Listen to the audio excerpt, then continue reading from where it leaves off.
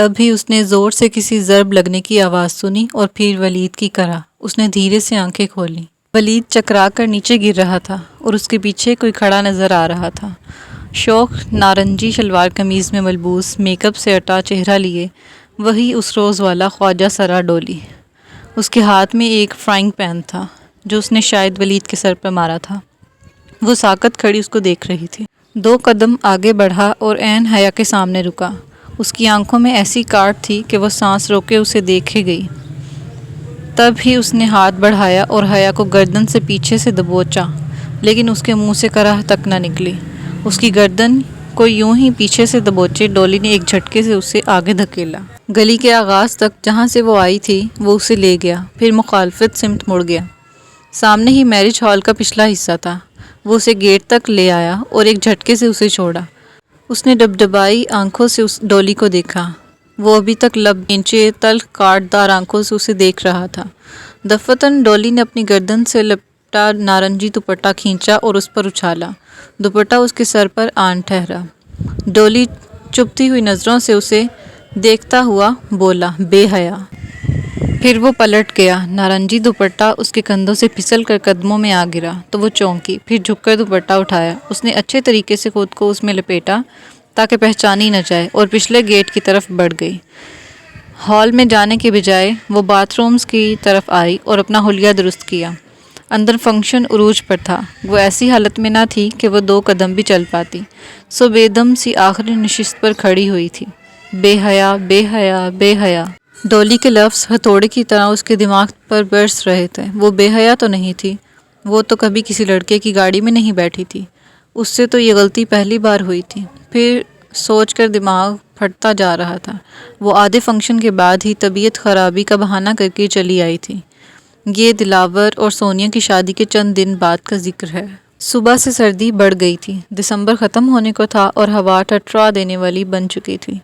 ایسے میں وہ کیمپس میں اسکالرشپ کوآرڈینیٹرز کے آفس کے باہر دروازے پر لگی لسٹ کو دیکھ رہی تھی۔ آرمیسز مینڈوس اسکیچنگ پروگرام کے تحت اسٹوڈنٹس میں سے صرف 2 لڑکیاں اسپونجی یونیورسٹی جا رہی تھیں، حیا سلیمان اور خدیجہ رانا۔ یہ خدیجہ رانا کون ہے بھلا؟ وہ سوچتے ہوئے اپنے یخ ہوتے ہاتھ آپس میں رگڑ رہی تھی۔ سردی سے اس کی ناک سرخ پڑ رہی تھی۔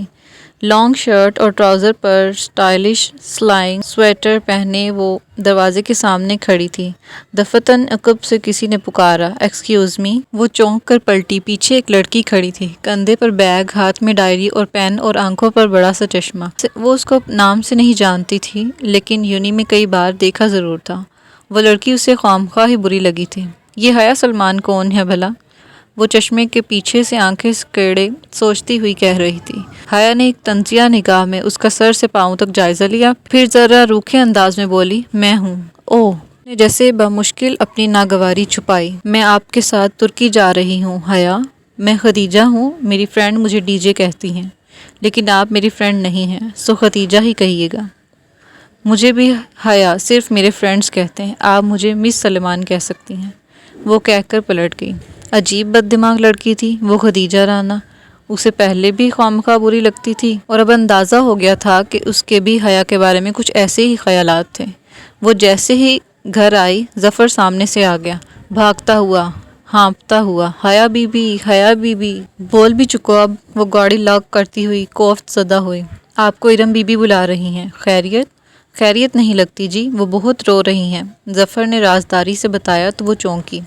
اچھا، میں آتی ہوں، تم یہ میرا بیگ اندر رکھ دو۔ وہ سیدھا ارم کے گھر کھلنے والے درمیانی دروازے کی طرف بڑھ گئی۔ لاؤنج میں سائمہ تائی اور سونیا بیٹھی تھیں۔ سامنے کوئی کامدار دوپٹہ پھیلا رکھا تھا اور دونوں اس کے ساتھ الجھی تھیں۔ آہٹ پر سر اٹھایا، اسے دیکھ کر دونوں ہی مسکرا دیں۔ حیا، کیسی ہو؟ بالکل ٹھیک۔ ارم کہاں ہے تائی امی؟ مجھے بلا رہی تھی۔ اندر کمرے میں ہوگی۔ اوکے، میں دیکھ لیتی ہوں۔ وہ مسکرا کر راہداری کی سمت بڑھ گئے۔ ارم کے کمرے کا دروازہ بند تھا۔ اس نے ڈور نوب گھما کر دھکیلا، دروازہ کھلتا چلا گیا۔ ارم بیڈ پر بیٹھی تھی، سامنے لیپ ٹاپ کھلا پڑا تھا۔ چمکتی سکرین کی روشنی ارم کے چہرے کو چمکا رہی تھی، جس پر آنسو لڑیوں کی صورت بہہ رہے تھے۔ ارم کیا ہوا؟ وہ قدرے فکر مندی سے ارم کے سامنے آ بیٹھی۔ ارم نے سرخ آنکھیں اٹھا کر حیا کو دیکھا۔ اس کی آنکھوں میں کچھ تھا جو اسے ٹھٹکا گیا۔ حیا ایک بات بتاؤ۔ اس کا روندا ہوا لہجہ عجیب سا تھا۔ بولو، ہم شریف لڑکیاں ہیں کیا؟ اپنے بارے میں تو یقین ہے، مگر تمہارا معاملہ ذرا مشکوک ہے۔ اس نے ماحول کا بوجھل پن دور کرنے کو کہا، مگر ارم مسکرائی تک نہیں۔ نہیں حیا، ہم دونوں کا ہی ایک معاملہ ہے۔ کیوں پہیلیاں بچوا رہی ہو؟ ہوا کیا ہے؟ حیا مجھے بتاؤ، کیا ہم مجرا کرنے والیاں ہیں؟ وہ ایک دم رونے لگی تھی۔ ارم پریشان رہ گئی۔ بتاؤ، کیا ہم طوائفیں ہیں؟ وہ اور زور سے رونے لگی۔ ارم بات کیا ہوئی ہے؟ حیا بولو، بتاؤ، ہم ایسی ہیں کیا؟ نہیں، بالکل نہیں۔ پھر یہ کیا ہے؟ ارم نے لیپ ٹاپ کی اسکرین کا رخ اس کی طرف کیا۔ کیا ہے یہ؟ اس نے الجھن سے اسکرین کو دیکھا۔ اس پر ایک ویڈیو چل رہی تھی۔ ویڈیو کا کیپشن اوپر رومن اردو میں لکھا ہوا تھا، شریفوں کا مجرا۔ ویڈیو کسی شادی کے فنکشن کی تھی۔ ہر سو سجی سوری خواتین اور درمیان میں ڈانس فلور پر مہر رقص دو لڑکیاں۔ ایک کا لہنگا گولڈن تھا اور دوسری کا سلور۔ پوری چھت جیسے اس کے سر پر آن گری۔ نہیں، وہ کرنٹ کھا کر اٹھی۔ یہ کیا ہے؟ یہ شریفوں کا مجرا ہے حیا، اور یہ ہم نے کیا ہے۔ یہ دلاور بھائی کی شادی کی ویڈیو ہے جو کسی نے انٹرنیٹ پر ڈال دی تھی۔ یہ پڑھو، ویڈیو ڈالنے والے نے اپنا ای میل ایڈریس بھی دیا ہے، جس پر میل کر کے پورے ڈانس کی ویڈیو بھی حاصل کی جا سکتی ہے۔ یہ دیکھو، اس ویڈیو کو 3 دن سے سینکڑوں لوگ دیکھ چکے ہیں۔ حیا، ہم برباد ہو چکے ہیں، ہم کہیں کے نہیں رہے۔ ارم پھوٹ پھوٹ کر رو رہی تھی اور وہ ساکت اسی اسکرین کو تکے جا رہی تھی۔ یہ کوئی بھیانک خواب تھا۔ ہاں، یہ خواب ہی تھا، اور اب وہ جاگ جانا چاہتی تھی۔ اسکرین پر رقصاں پریوں کے سراپے میں مختلف حصوں پر کسی نے سرخ دائرے کھینچ رکھے تھے۔ جیسے ہی کوئی لڑکی کسی اسٹیج پر جھکتی تو فوراً سرخ دائرہ ابھرتا۔ اس کے کانوں سے دھواں نکلنے لگا۔ نہیں، یہ میں نے نہیں کیا۔ وہ ایک ایک قدم پیچھے ہو رہی تھی، اس کے لب کپ کپا رہے تھے۔ ارم اسی طرح بلک رہی تھی۔ میں مجرا کرنے والی نہیں ہوں، میں شریف لڑکی ہوں۔ یہ ہم ہی ہیں حیا، ہم برباد ہو گئے۔ اس کا سر چکرانے لگا۔ یہ سب کیا ہو گیا تھا؟ ویڈیو کے سینکڑوں ویوز لکھے آ رہے تھے۔ کیا وہ پورے شہر میں پھیل گئی تھی؟ اور اگر اس کے خاندان والوں تک پہنچ گئی تو؟ ابا تو مجھے گولی مار دیں گے ارم، مجھے تو زندہ گاڑ دیں گے۔ مگر یہ ویڈیوز کس نے بنائی ہیں؟ ہم نے تو مووی والے کو منع کر دیا تھا۔ کسی نے چھپ کر بنائی ہوگی۔ کچھ کرو ارم۔ اس کا سکتہ ٹوٹا۔ وہ تیزی سے ارم کے قریب آئی۔ میں نے اس ویب سائٹ پر رپورٹ تو کی ہے، لیکن ویب سائٹ نے ایکشن لے کر ویڈیوز ہٹا دی۔ تو بھی یہ سی ڈی ہر جگہ مل رہی ہے۔ ایسی چیزیں تو منٹوں میں پھیلتی ہیں، ہم کہاں سے ہٹوائیں؟ خدایا، یہ کیا ہو گیا؟ وہ بے بس سی زمین پر بیٹھتی چلی گئی۔ اگر بابا پھر کسی بھائی وغیرہ کو معلوم ہو گیا تو اوہ خدایا، ہم کیا کریں گے؟ ارم نے بھی خود کو کمرے میں بند کر لیا تھا، اور وہ بھی بس کمرے کی ہی ہو کر رہ گئی تھی۔ سوچ کر دماغ پھٹے جا رہا تھا، مگر کوئی حل نظر نہیں آ رہا تھا۔ شام میں وہ سو ہی رہی تھی کہ راحیل کا فون آ گیا۔ اس کے دماغ میں خطرے کا الارم بجنے لگا۔ ہیلو حیا، کیسی ہو؟ راحیل کی آواز میں گرم جوشی تھی۔ وہ کچھ اندازہ نہ کر پائی۔ ٹھیک، تم ٹھیک ہو؟ ایک دم فٹ۔ میں نے تمہیں مبارکباد دینی تھی۔ کس بات کی؟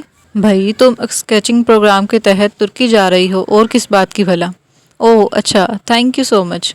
اس کی اٹکی ہوئی سانس بحال ہوئی۔ کب تک جانا ہے؟ وہ خوشی سے پوچھ رہا تھا۔ جنوری کے اینڈ تک یا فروری کے شروع تک۔ تو کیا تم ادھر سبین پھپھو کی فیملی سے ملو گی؟ پتہ نہیں، ابھی سوچا نہیں ہے۔ کیا بات ہے؟ تم اپسٹ لگ رہی ہو۔ وہ ذرا پریشان ہوا۔ ارے نہیں، وہ فوراً سنبھلی اور پھر ادھر ادھر کی باتیں کر کے خود کو نارمل ظاہر کرنے میں کامیاب ہو ہی گئی۔ فون بند ہوا تو وہ ارم کی طرف چلی آئی۔ یوں منہ سر لپیٹ کر بیٹھنے سے کچھ نہیں ہوگا، تو کیا کریں؟ ارم نے تکیہ پھینکا اور اٹھ بیٹھا۔ سب سے پہلے تو سارے گھر کے کمپیوٹر سے اس ویب سائٹ کو بلاک کرتے ہیں، تاکہ کم از کم گھر والوں کو تو نہ پتہ چلے۔ پھر اس کا کوئی مستقل حل سوچتے ہیں۔ ٹھیک ہے، چلو۔ امید کا سرا نظر آتے ہی ارم اٹھ کھڑی ہوئی، بنا کسی دقت کے۔ جب وہ تمام کمپیوٹرز پر اس ویب سائٹ کو بلاک کر چکی تو سائمہ تائی نے آ کر بتایا کہ رات میں ارم کو دیکھنے کے لیے طاہر فرقان کی کوئی فیملی فرینڈ بما خاندان آ رہے ہیں۔ رسمی کارروائی تھی، کیونکہ رشتہ تو وہ ڈھکے چھپے لفظوں میں مانگ ہی چکے تھے۔ حیا سب کچھ بھول کر پرجوش ہو گئی۔ ہمارے دلہا بھائی بھی تو ساتھ ہی آئے ہیں۔ حیا ڈرائنگ روم میں جھانک کر اندر کمرے میں آئی تو وہ منہ لٹکائے بیٹھی تھی۔ تم ایسے کیوں بیٹھی ہو؟ ارم نے آہستہ سے سر اٹھایا۔ سر پر سلیقے سے دوپٹہ اوڑھے وہ تیار بیٹھی تھی۔ وہ ویڈیو دفع کرو اسے۔ آؤ سب بلا رہے ہیں۔ لڑکے کو اس کی والدہ ماجدہ نے اندر بلایا ہے تمہیں دکھانے کے لیے، آؤ۔ اس نے ہاتھ پکڑ کر اسے کھڑا کیا۔ وہ ارم کو پکڑے ڈرائنگ روم میں آ گئی۔ سامنے 2 سنگل صوفوں پر ایک نفیس سی خاتون اور ایک خوبرو سا نوجوان بیٹھا تھا۔ سامنے رکھی میز لوازمات سے سجی تھی اور سونیا مہمانوں کو بہت کچھ پیش کر رہی تھی۔ بس بھابھی، ہمیں تو اپنے جیسی ہی بچی چاہیے، با حیا، با پردہ، صوم و صلات کی پابند، وہ خاتون مسکرا کر کہہ رہی تھی۔ ارے مسز کریم، ہماری ارم تو کبھی سر ڈھکے بغیر گیٹ سے باہر نہیں نکلی۔ السلام علیکم۔ وہ ارم کو ساتھ لیے اندر داخل ہوئے۔ اس کے سلام پر سب نے سر اٹھا کر دیکھا۔ گلابی پوری آستینوں والی شلوار قمیض میں ہم رنگ دوپٹہ اچھی طرح پھیلا کر سر پر لیے ارم جھکی جھکی نگاہ سے سامنے ایک صوفے پر آ کر بیٹھ گئی۔ حیا بھی اس کے ساتھ ہی تھی۔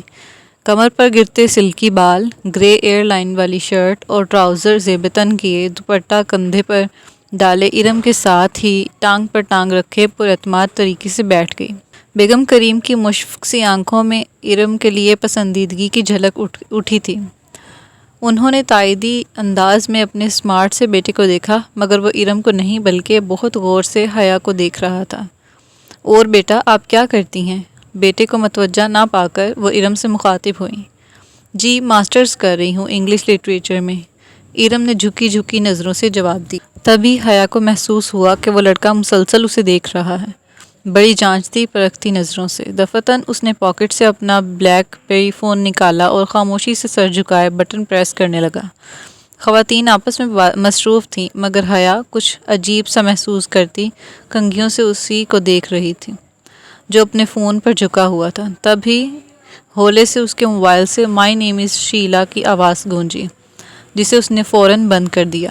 مگر وہ سن چکی تھی۔ شیلا کے ساتھ شادی کا مخصوص شور بھی سنائی دیا تھا اور ارم نے بھی شاید کچھ سنا تھا۔ تبھی چونک کر گردن اٹھائی اور پھر قدرے سبکی سے واپس جھکا دی۔ حیا کو اپنے جسم سے جان نکلتی ہوئی محسوس۔ دنیا اتنی چھوٹی تھی۔ وہ موبائل پر کچھ دیکھ رہا تھا، کبھی اسکرین پر دیکھتا اور کبھی حیا اور ارم کے چہروں پر نظر ڈالتا۔ صاف ظاہر تھا کہ وہ کچھ ملانے کی سعی کر رہا تھا۔ پھر ایک دم وہ اٹھا اور تیزی سے کمرے سے نکل گیا۔ ایک شرمندہ سی خاموشی نے سارے ماحول کو گھیر لیا۔ حیا نے سر جھکا دیا، اسے اپنا دل ڈوبتا ہوا محسوس ہوا تھا۔ وہ بہت بے چین سی بیٹھی، پاؤں اوپر صوفے پر سمیٹے، ہاتھ میں ریموٹ پکڑے وہ جھلائی ہوئی سی چینل بدل رہی تھی، مضطرب، بے بس، پریشان۔ اسمارٹ ٹی وی کی اسکرین پہ پورے میوزک کے ساتھ اشتہار چل رہا تھا۔ وہ غائب دماغی سے اسکرین کو دیکھ رہی تھی، جہاں موبائل کمپنی کے ساتھ غیر تصدیق شدہ سم کا استعمال قانون جرم ہے، PTA لکھا آ رہا۔ جانے کب پاز کا بٹن دبا دیا اس نے اور اشتہار وہیں رک گیا۔ وہ اتنی دور بھٹکی ہوئی تھی کہ پلے بھی نہ کر سکی۔ دفعتاً دروازے میں فاطمہ بیگم کی شکل دکھائی دی۔ وہ تھکی تھکی سی اندر داخل ہو رہی تھی۔ حیا ریموٹ پھینک کر تیزی سے اٹھی۔ کیا بات تھی؟ سائمہ تائی نے کیوں بلایا تھا؟ ارم کے رشتے کے لیے جو لوگ اس دن آئے تھے انہوں نے انکار کر دیا ہے، حالانکہ رشتہ مانگ چکے تھے، اور حیا کا دل بہت ڈوب کر ابھرا۔